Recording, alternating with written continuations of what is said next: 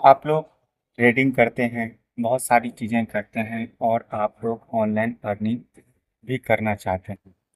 इसमें बात ये है कि आप जो ऑनलाइन अर्निंग कर रहे हैं, आप इसमें कितने समय से हैं और आप कैसे अर्निंग कर रहे हैं, नहीं कर रहे हैं, मुझे नहीं पता।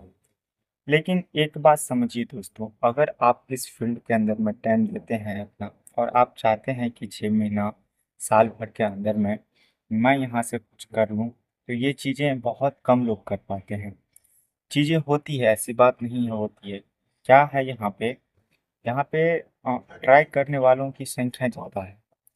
चीज़ें को ट्राई करने की चीज़ें चीज़ों को ट्राई करने वालों की संख्या ज़्यादा है और इसमें एक लंबे समय तक टिके रहकर अर्निंग सोर्स बनाना ही इनकी संख्या बहुत कम है। तो इसलिए आप जब भी इन चीज़ों में आना चाहते हैं, इस ऑनलाइन अर्निंग सोर्स में आना चाहते हैं, चाहे वो ट्रेडिंग हो गया या ब्लॉगिंग हो गया, कुछ भी हो गया, अगर उन चीज़ों में आप आना चाहते हैं और आप रियल में आप अर्निंग करना चाहते हैं, तो देखिए चीज़ें एकदम से नहीं होती है। मेरे साथ भी जो चीज़ें हुई है, आज मैं भी 1 लाख रुपया, 1.5 लाख रुपया पर मंथ निकाल पा रहा हूँ चीज़। मैं ये नहीं बोल रहा हूँ कि मैं भी बहुत अच्छा खासा अर्निंग कर रहा हूँ, लेकिन अगर मैं भी 1 लाख, 1.5 लाख रुपये प्रति महीने निकाल पा रहा हूँ इस ऑनलाइन प्लेटफॉर्म से, तो कैसे संभव हो पा रही है, इस चीज़ों को समझो। मैंने भी काफ़ी 5-7 साल पहले मैंने भी ब्लॉगिंग ट्राई किया था, ट्रेडिंग ट्राई किया था। चीज़ें समझ में आई, कुछ नहीं आई, चीज़ें किया, कुछ हुआ, कुछ नहीं हुआ। चीज़ें छोड़ता गया मैं भी और फिर भी लेकिन एक होता है ना कि जब आप किसी फील्ड को देख चुके हैं, उसकी पोटेंशियल को देख चुके हैं, समझ चुके हैं, तो मुझे क्या हो रहा था कि उन चीज़ों में इंटरेस्ट आ रहा था।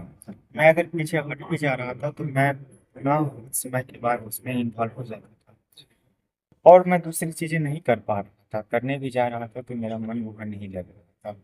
तो मैंने फिर से ब्लॉगिंग और ट्रेडिंग के ही फील्ड को अपनाया और कंसिस्टेंसी के साथ मेहनत करते गया, निरंतर मेहनत करते गया और चीज़ें फिर मेरे फेवर में भी आनी स्टार्ट हो गई। ट्रेडिंग से भी मुझे फिर प्रॉफिट्स मिलने लगे और ब्लॉगिंग में भी मैं अच्छा करने लगा।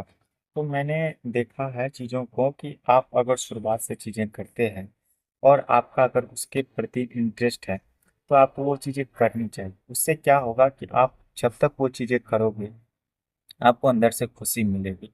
इसलिए अगर आप चाहे वो ब्लॉगिंग कर रहे हो, ट्रेडिंग कर रहे हो या और भी फ्रीलांसिंग जैसी वेबसाइट से आप कोई स्किल सीख करके वहाँ से अर्निंग कर रहे हो, वो भी एक अच्छी चीज़ें हैं।